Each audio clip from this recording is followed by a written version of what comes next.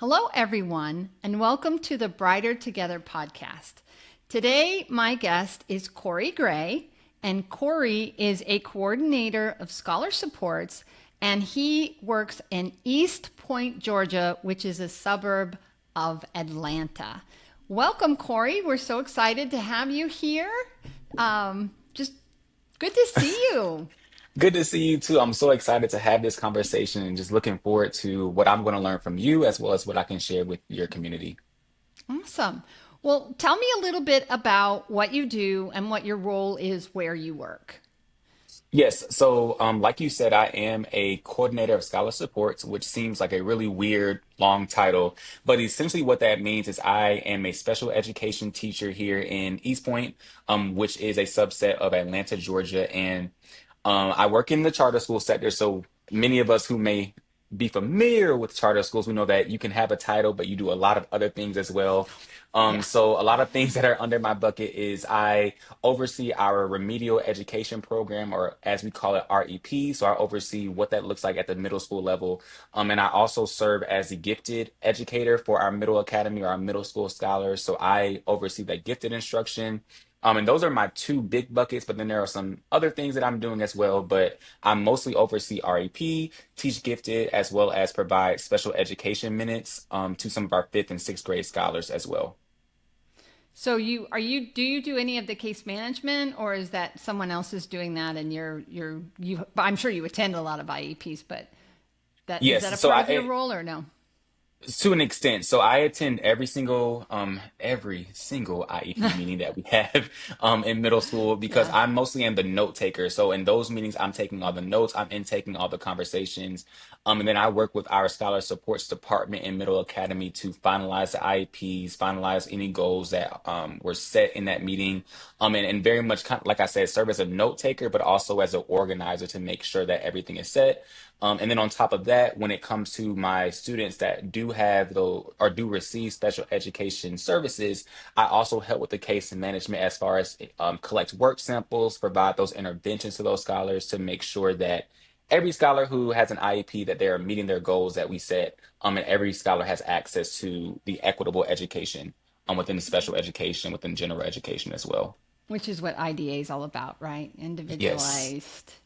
Yes. yes, Yes, all the individualized. things. Yes, all the things.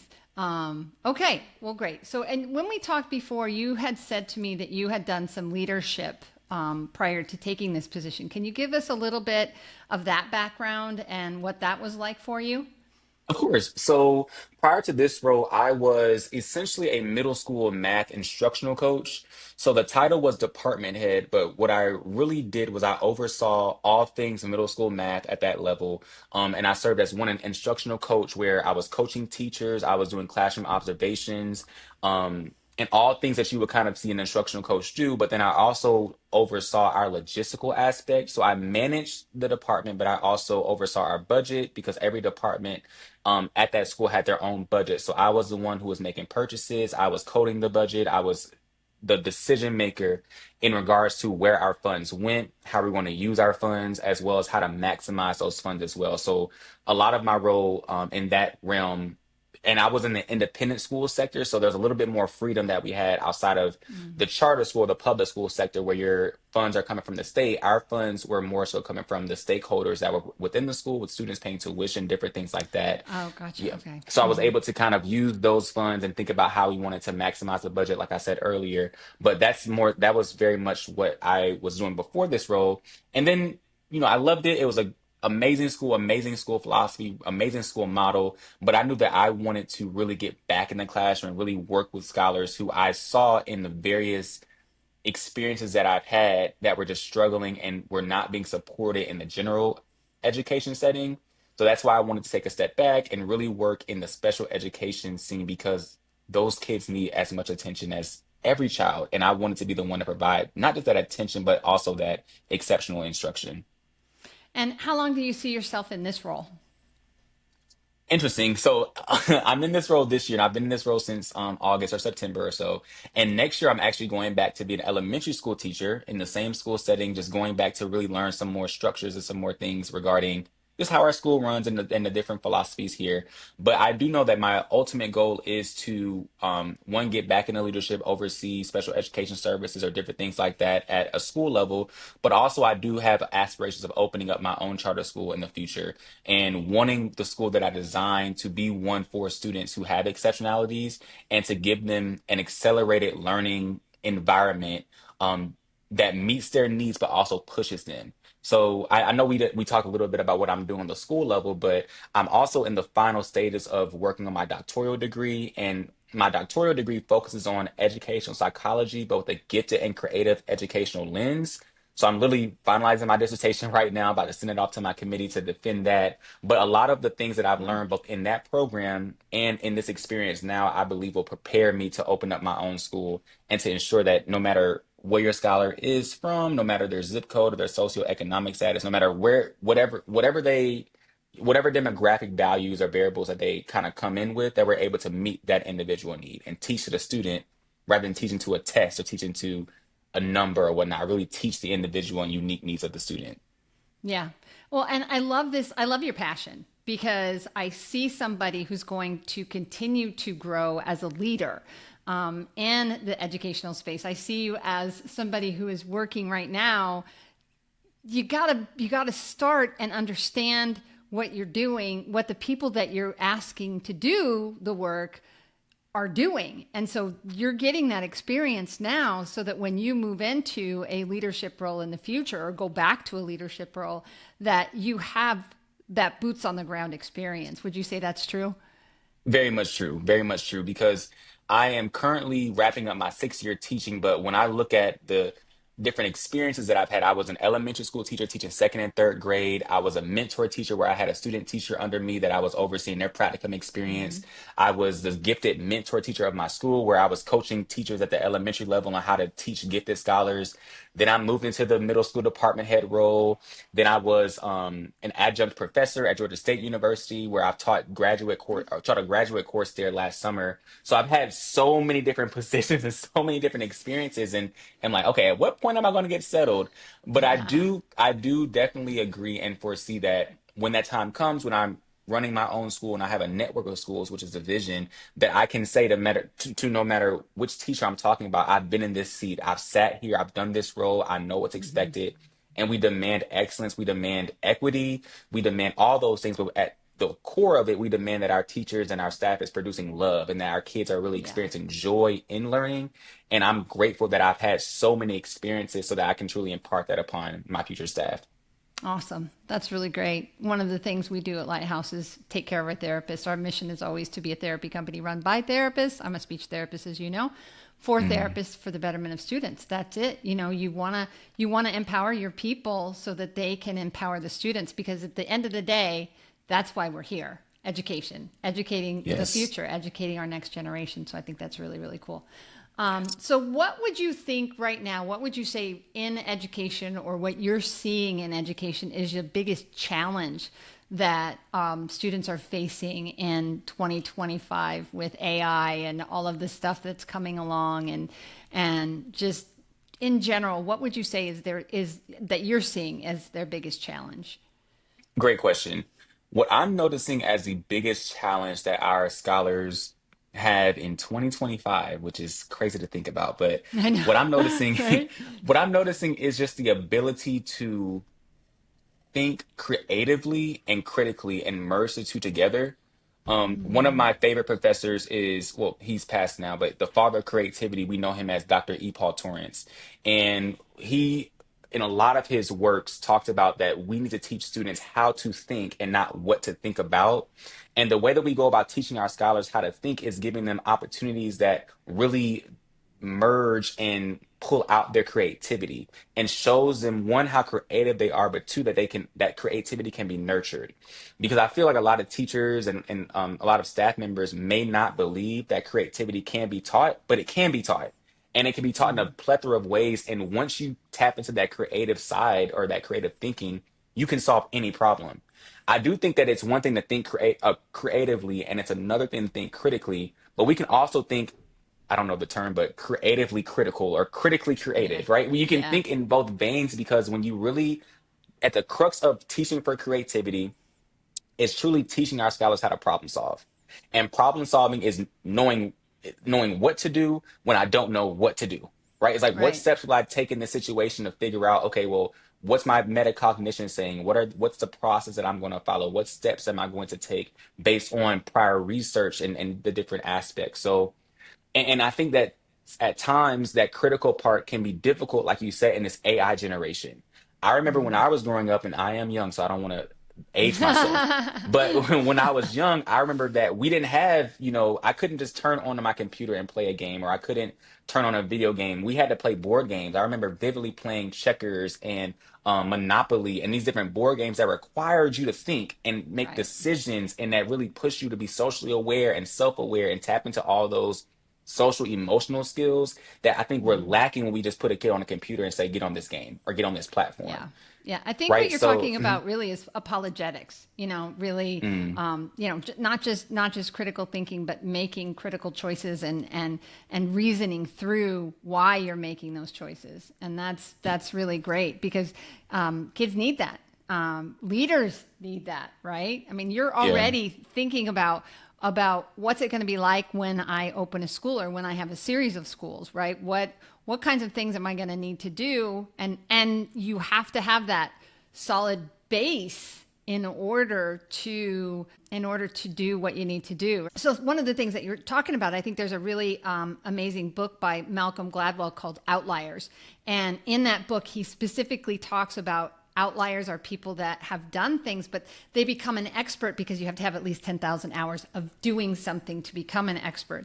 It's interesting when I was reading that book when I was starting Lighthouse Therapy, and I did the math for teletherapy. We do online therapy, and I've done online therapy now for 11 years or whatever it is, 14 years.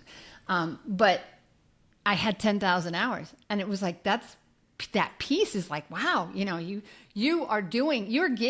putting in your 10,000 hours right now so that you can Mm. do what you need to do and have the knowledge and the base and, to be able to do that and do it well. So that's super Yeah. exciting. Yeah. Yeah, and to add on to that, I think too, it's like it's 10,000 hours of intentional work. Yes. Not just you Mm-hmm. just mulling around and trying to figure it out, but it's truly you really having an intention and a why behind it.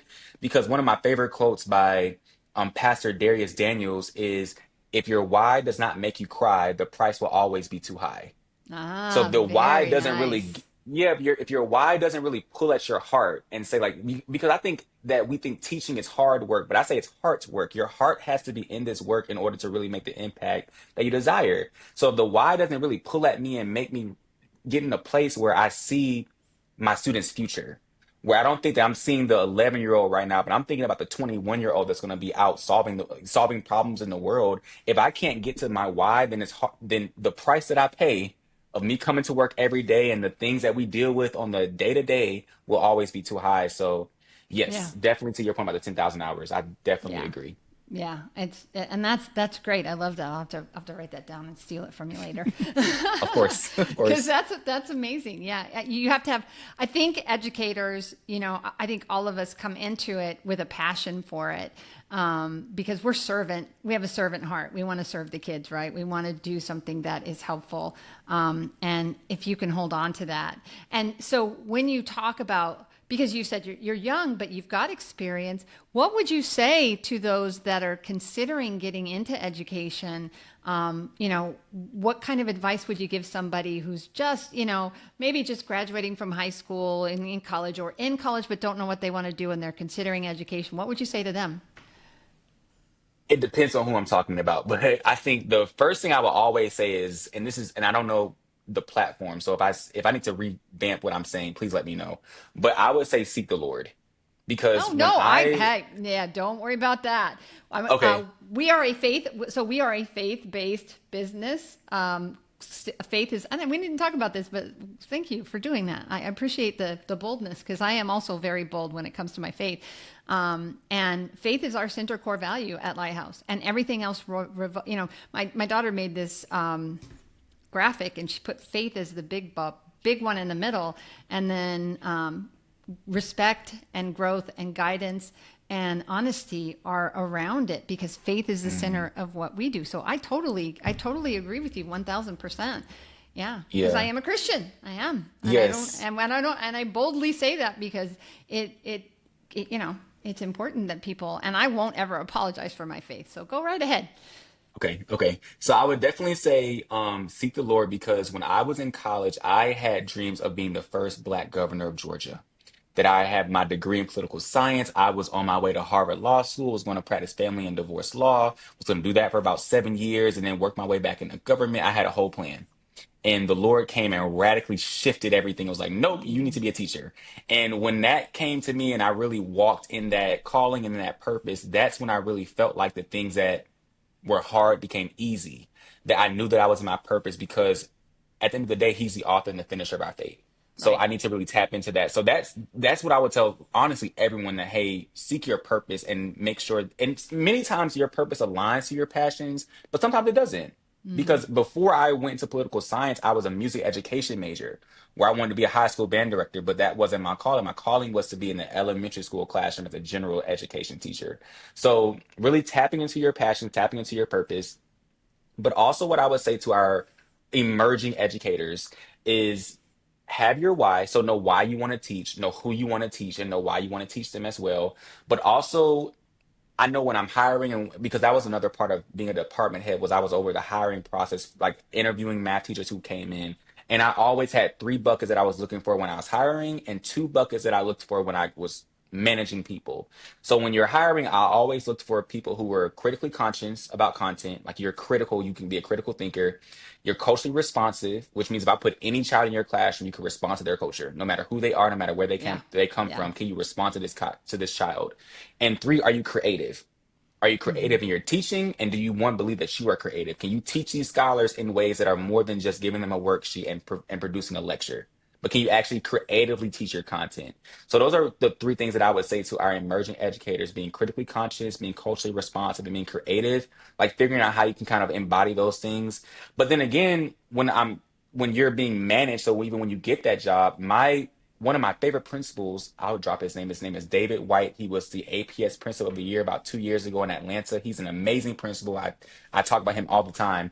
But one thing he taught me was when you're having teachers, you want them to be competent about content and compassionate about children. And yes, I can teach you to be competent. Like let's say that the competent part is not really there as much. Like you need to work on this grade level or this certain content. We can get there. I can help you with subject matter, but I don't know if I really can put love in your heart. I don't know if I truly can help you love kids because we are in a world where some teachers get in the profession because it pays well to them. And that is not the best motivator to jump into this profession because you'll find out that the schools that pay the most will require the most as well. right. So, so I would say, I said a lot there, but definitely the three buckets as far as culturally responsive, critical consciousness, and creativity, but also knowing your content and loving kids.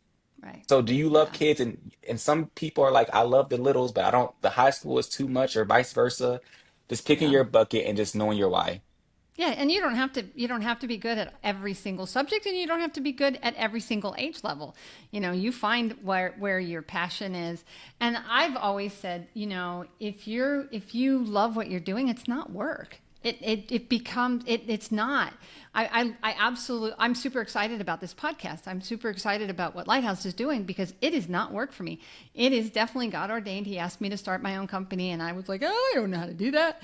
But I did. I did it. And he has blessed it immensely, and I'm grateful. And the people that he's put around me, oh my goodness! And now I get to talk to people who are leaders and people that are going to be doing amazing things in education, and excited about the next generation, and just navigating it.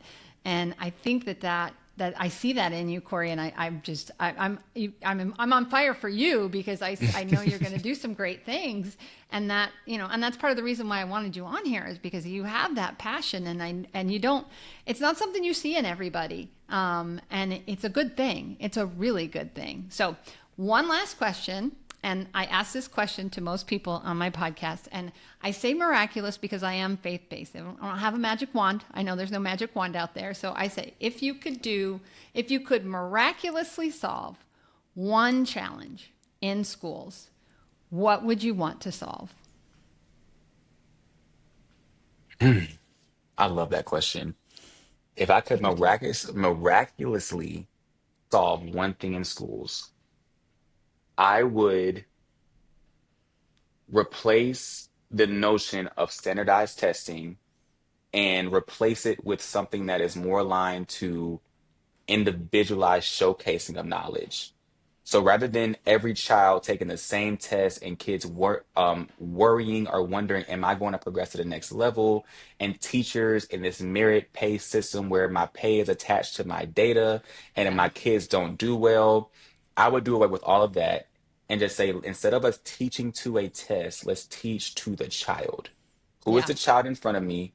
What is their identity? What is their culture? What is their passion? What is their purpose? And how are we pushing and catapulting them to purpose? Because we don't want to wait for our scholars to get into college and be exposed to all these different forces and these different things that they were not exposed to at a younger age and lose their way, because that happens to a lot of our scholars. They Yeah. grow up in these structured environments, then they get on, and at times they might lose, like I said, they might lose their way. But I feel as though if we really tap into the child, cultivate their identity, cultivate their intelligence and all the different things, but really let their self identity rise, they'll go forth and change the world before they leave our classroom. Right. Right. So that's what I Absolutely. would do. I Do love away that. with the test. Yeah. Yeah, I love that. I love that. That's so good. That is so good. Someone, we're leaders a lot right now are talking about learning loss from the pandemic. And I'm like, you know, I understand that they lost the education that you wanted as a school for them to learn, but they didn't stop learning. Kids never stop learning. They just learned something different. And it's just interesting to, you know, we depend too much on tests. And, I know there's people out there that do a really good job in whatever, but I don't want to offend a bunch of people, but it's tough. It's really tough. And we want what's best for our kids and for the students that we work with, because your kids are lucky to have you. The students in your classroom are lucky to have you as their teacher, and that's Thank because you. the passion's there. It's amazing. Okay, well, Corey, thank you so much for your time. And this was a great conversation. I wish we had another half an hour. We could probably talk for another Yes. hour. If come up with more questions, we wouldn't stop. But I do have to stop. Where should people go if they want to learn a little bit more about you? What is the best way to get a hold of you? Great question. Because I'm not really on social media, but I am on LinkedIn. So if anyone wants to connect with me, I am on LinkedIn. It's just my name, Corey Gray. And I do have a tutoring business, and a consulting firm as well. So that's called Geniusology. So I'm going to spell it GENIUSOLOGY.org. That's our company website. So if anyone wants to connect with me that way, you definitely can. But I'm very accessible on LinkedIn. My email is my first name, so Corey, period, GRAY at UGA.edu. I don't know how long it's going to be that because I'm graduating soon. Glory to God. Oh, But you can goodness. connect with me. Congratulations. Yeah. Yes, they can connect with me that way. But like I said, LinkedIn or my website, I'm always accessible and love answering questions and connecting with teachers and those who care about kids. This is my passion and my ministry, so I definitely love Yeah. talking to people about this. All right. Well, that's good. That is great information. And thank you so much once again for joining us on Brighter Together, because you are going to make the world brighter, and we can do Thank that you. together. Thank you. I've had an awesome time. Thank you so much. This is wonderful.